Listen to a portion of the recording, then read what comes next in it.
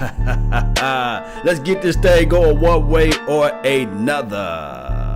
This is your brother from another mother. Yeah, let's grow. Let's grow this thing. Let's grow this nation, man. We're going to talk about this right quick before we dive into this thing. Hey, it is what it is. You don't have to worry right now. Hey, everybody was talking about Dak Prescott, this and that.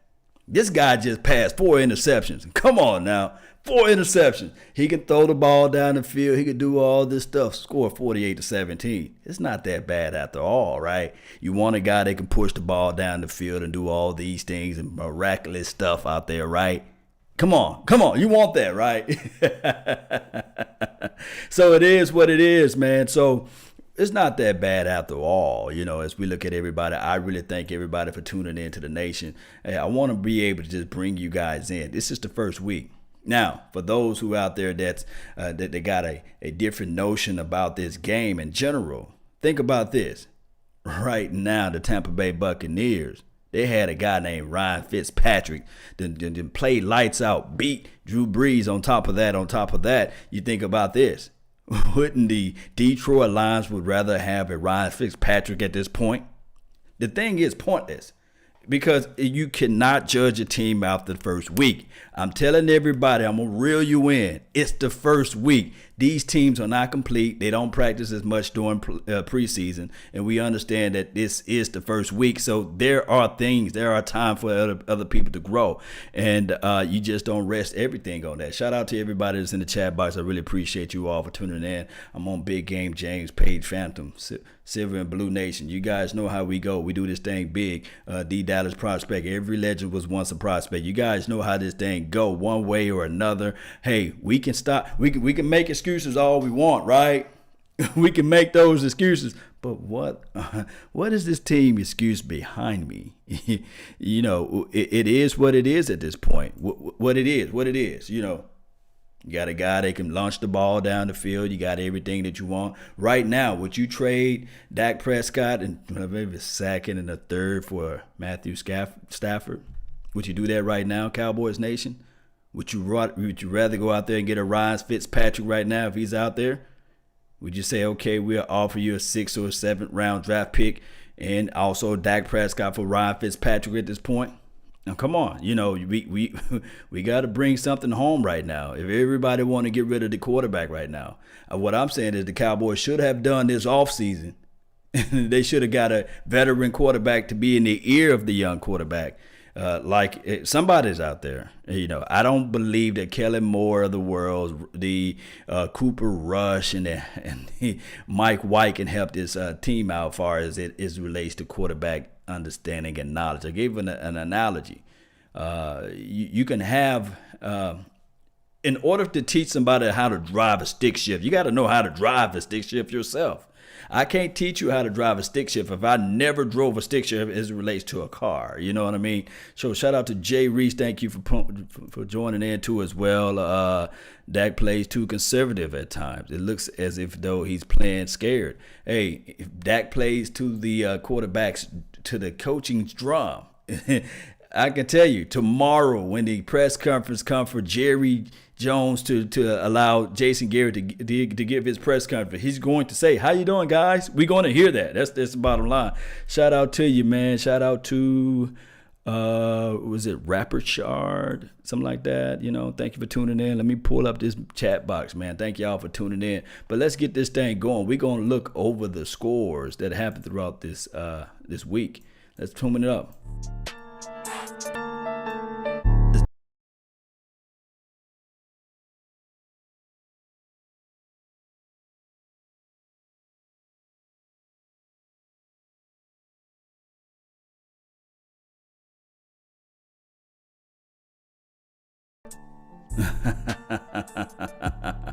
Yeah, buddy. So we back in this thing, man. So it's not that bad after all. If we look at it collectively, all we got to do now is just relax. It's going to be all right.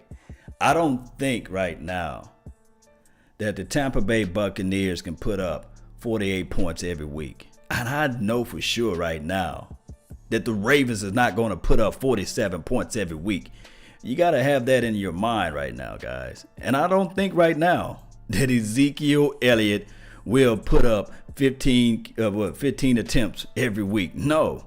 I think that they're going to call everybody home, and they're going to be able to help everybody out by looking at and reviewing the tapes. I'm going to say this, and I'm going to bring this home once again. The Dallas Cowboys rest everybody. Their mama, uncle, cousin, they rested everyone, right? And then on top of that, if you add in the notion to the fact that this too as well, the Dallas Cowboys, even since 2013, that game one, it just never looked good. Even when we won, we didn't look good. Last year when we beat the Giants, it wasn't a pretty game. It was a sluggish, same type of game. And of course, 9-7 is not nothing that you can go home and beat your chest down. And so many people were talking about the 2016. We lost that game. 2015, that was a miracle game. Tony Romo pulled one out for the ages, right? And old Reliable was out there to catch that ball towards the end. That was nice, And then 2014, we knew what happened during those times. And it is just what it is. Shout out to Savage Time. Thank you for tuning in too as well. Shout out to my people over here on the Facebook panel. Thank y'all for tuning in.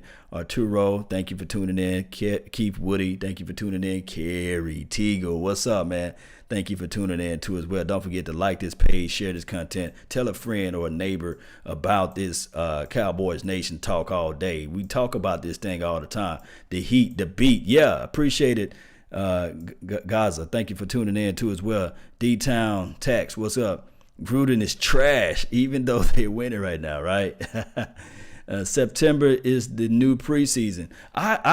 This is right here from Eric Griffin, saying September is new preseason. I really believe exactly what you're saying. So many teams, because of these contracts, for one, we know they're not guaranteed. And right now, these contracts are looking bigger and bigger and bigger each year. And players are understanding and more knowledgeable of how they can, triculate the contract a little bit. I was looking at the Steelers game, and I was looking at the fact that their backup running back, he still rushed for 140-something yards, And the other guy, Bell, he's sitting back saying, oh, wow. He might say to himself, man, it's looking grim for me right now, And I understand that the NFL don't have contracts like the NBA, so we don't really see those crazy trades that happen throughout the year. But there's something that's going to happen with the month of September and the force for the NFL, like the owners. I believe that they really want to push for this 18 excuse me. They want to really push for this 18-week schedule. So there's something that they're going to have to figure out in order to get things going. It's Musty Tom said, is Doug Free available? Nah, man, he's done. All facts law. We never been great week one. This is money making mall. It is what it is. The Dallas Cowboys, and I'm not just trying to just homer this thing up so we can all feel good about the situation. No, they still going to have to work on things because they didn't work on it during the preseason. Dak Prescott, that was the first time ever thrown to those rounds of receivers out there. Now, he got to step through his throws. He got to learn to anticipate his throws too as well better. And he don't get a pass. I can't wait till the All-22 comes out. But he's going to have to work on those things. But the main thing that they're going to have to work on is giving the ball to Ezekiel Elliott. Feed number 21. That's how you win in this game. Rush the ball, run the ball up the field. Now, I'm going to go back to this guy that I have on the picture behind me. I mean, everybody can say that we were less prepared than most of the teams out there. But I can tell you right now, if the Dallas Cowboys had a guy named Dak Prescott to pass, let's say 4 interceptions, they would hang him upside down on the cross right now. I know for sure. I know some people right here in the chat box will try to find Dak Prescott and do some crazy things to him if he'd have passed 4 interceptions. I know for sure he don't have that longitude and latitude like a Matthew Stafford. And he just don't. I know for a fact because even though as conservative as he played, we are monitoring every little thing that he does right now. And the crazy thing is right here is that the benefit of sitting on the bench and studying, improving and learning every day in practice, getting those reps is what Aaron Rodgers had the luxury of doing. standing behind Brett Favre. And if you guys would be foolish to understand that even though Aaron Rodgers was able to win, ultimately beat the Bears, when you are the younger brother, when you are the younger sibling to a lot of things, you have an extra chance to look at everything and learn from other people's mistakes. And that is exactly what Aaron Rodgers was able to do. And one can argue the fact that even Tom Brady, he learned a lot from Drew Bledsoe. He learned to compete, and he learned to say, okay, when I get this opportunity, I'm not going to give it back up. And in the small spurts of chances that Dak Prescott had a chance to learn from Tony Romo, because we know for sure how valuable Tony Romo been to this National Football League in general, especially to the Dallas Cowboys. He was very valuable to this team. Like a lot of people said, those 8-8 teams supposed to be like 3-13 teams, 4-12 teams, but he was able to squeeze out those extra wins. And although the war of attrition, he lost that battle because he couldn't stay healthy. A lot of people were saying, hey, if you put Dak Prescott out of the game and you put in Tony Romo, maybe we would have won some games. No. He would have been folded up like a pretzel, like a weak lawn chair. He would have been out there bent and balled up because it's just what it is. He cannot take the hits.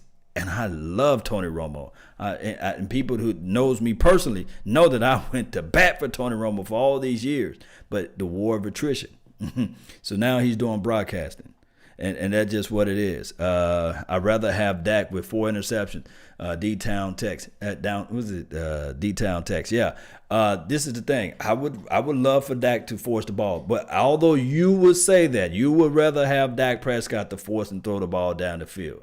The moment that's starting to happen, then you have everybody with the pitchforks and everybody talking about, hey, let's can the man, let's get rid of the man because he can't throw, So this is not that type of team. This is a run-first team. So they're going to have to figure out, the coaching staff is going to have to figure that out. They're going to have to actually run the ball with Ezekiel Elliott to those little legs, just give out on them.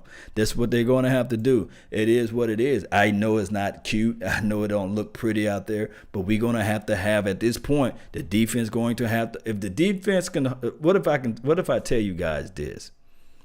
If the defense can hold teams to just 15 to 16 points a game and everything else can fall and rest on this offense, that will be a plus. And I really think that what helped the actual Carolina Panthers out was really their special team.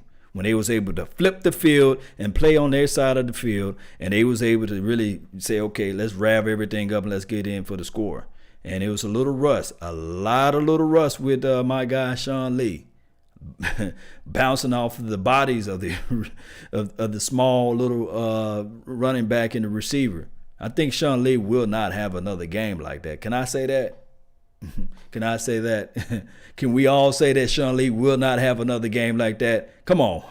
I'd rather for him to have that piss poor performance the other day than to have it this week, because this is a divisional game. This game counts more, So we're going to have to figure out, if the team looks the same, then we can all go back to this tape and we can all go back to last week and say, okay, it's time, guys. It's time. But I don't think so. I don't think that they're going to go to the drawing boards and say, we're going to give Ezekiel Elliott 15 carries again. No, they're not going to do that. That's been all plastered throughout the media. Ezekiel Elliott. I had people to come into the office today where I work and say, hey, they only gave Ezekiel Elliott 14 to 15 carries. And I was like, and she don't even know football. And she know about that. So if somebody who don't even know that much of football can say to me and say, okay, and those out there in the chat box, y'all been to your office today and y'all seen people coming to you and say, hey, Ezekiel Elliott, I don't watch football enough, but I know for sure they didn't give that guy number 21 a ball.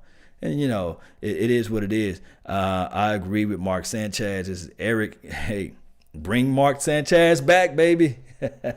Bring him back. Shout out to Mike James, man, that's over here on the chat box over here on Facebook. Thank you for tuning in. Thank you as well. Who we have here? Greens, thank you for tuning in to the channel and to the nation, man. We live like 95 all day. Even my guy Jamal Anderson, man. I know you're somewhere around. Law, I was just telling my boys earlier today that I guarantee Sean Lee will have 14 plus tackles. You guys remember? You guys remember when Sean Lee killed the Giants? What was 2016? I think that was the year. He killed them. Boy, he was just flying out to the ball. But it is what it is. It's funny how people expect Dak and Zeke be in mid-season. Oh man, yeah. I don't have my contacts in, so I really can't see. But I feel what you're saying. It's funny how people can think that Dak and Zeke can be in mid-form. For mid-season shape on week one. The Dallas Cowboys never been a week one type of team that really just go out there and dominate. It just is what it is. That's just the writing on the wall. And we think about this too as well. As we look at these, we saw the other scores. Do I have to bring it back up? Matter of fact, for those who just not tuning in, let me just bring this thing back up again, man. Y'all get your rap game together. Let's go. Yeah, down just a little bit, just in case you guys not able to hear me. Let me drown this music down just a little bit. Let me drown it down just a little bit on this part right here. Should we really be worried about those scans? Come on, guys. Should we really be worried about these scans? Let me tell you that Alex Smith, he's not going to give the ball away like Kirk Cousins. He's not going to do that, guys. So that may be something that we really going to have to worry about, right? They got a running attack. And I told you they beefed up that defensive line. So just let's think about this. We really going to take a deeper look at that, right? The Seattle Seahawks. They played a hard game against the Broncos. I must admit, they played a hard game against the Broncos. And then Earl Thomas, I think he got an interception too as well. Game tied up 13-13 right now. Rams, the battle of LA, right? I think they going to Vegas though, right? The Raiders going to Vegas. So LA versus Oakland, battle of Cali. 48-17. I know some people cut their arm off to have Matt through Stafford, right? Versus a Dak Prescott on his team. Let's flip this around. Let's say the Cowboys lost 48-17. How will we feel right now? How will we feel right now? How will we? It is what it is, guys. So it is what it is, guys. That's all the time I really have. I just want to be able to point that out before I get ready to look at some more film and hopefully have the whole deal out so that everybody can see the game. I just want to be able to just be that voice for you guys to help you out and let you know that it's still week one. It still got a long way to go. No one wins the Super Bowl week one nor week two for those matters. But we can see some things that we need to improve on. And that's what I would rather. And this is just me speaking, not the other voices of other things that goes on in my mind, right? Just me speaking to you all. I would rather for us to start off slow and to start picking up things towards the latter part of the year and start getting things together and turn that switch on. I'd rather for a team to be hot towards the end. And just like 2016, when they started getting hot, I was like, you're getting hot too soon. I want them to get hot a little towards later. I would rather for us not to have that bye week for some reason. I want us to just sneak on in and just get hot at the right time, at the right moment. And the New York Giants of 2000, and I want to say 7, will let everybody know that a 9-7 team can win the Super Bowl. It's all about getting hot at the right time. And I think that really, hopefully if Randy Gregory can get out there, I understand whatever going on with the NFL, with the substance abuse, whether it's fake news or real news, I don't know. But hopefully he can play next week and we can see Randy Gregory, number 94, out there. I know he's under concussion protocol. Hopefully he can shake that off. I hope he don't try to self-medicate, and I hope he can get out there and we can see him next week. D-Law said he need a little help. And I think that his help is coming.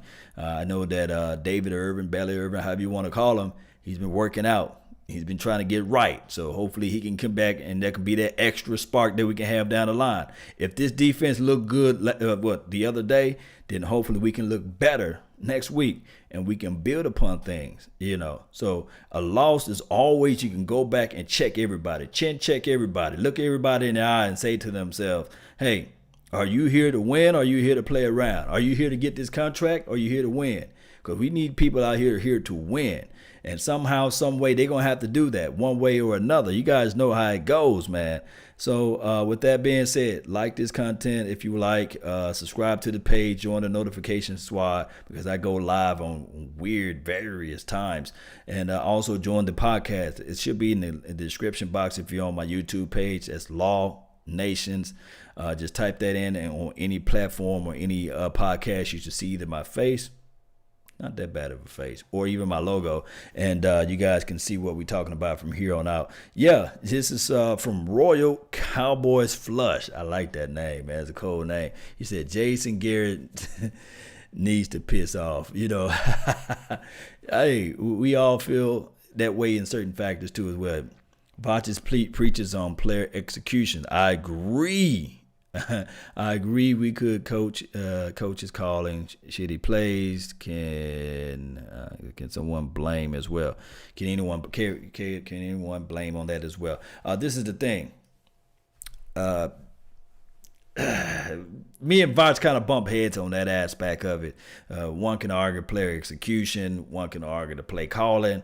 To me, I'm more of the mind of, hey, you got to call the right play. You know, just because I call something doesn't mean that I can execute it. If that makes sense, you know, I can put it like this. And this is how execution works, you know. And I'm always love to give analogies.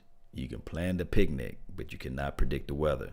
You can execute everything you want. You can iron the blanket up. You can make sure you have the food. If you're a peanut butter and jelly person, or if you're a ham sandwich person and cheese, you can have all that all nice and executed well. But if it's raining outside, hell, who's going to go out there and put that picnic food out there? Now, you can plan the picnic, but you just can't predict the weather if it's hailing and raining and all that stuff. So it is what it is. The coaches have to understand that, hey, during this time of the season, we can't plan the picnic. So that's thinking, that's coaching. That's what the coaching's supposed to be able to do, to be able to call the right plays and say, okay, we're not picnicking on, or we're not going out to the cookout on this Friday because it's raining. It's April, you know, April showers, you know, bring May flowers. You know how that stuff goes.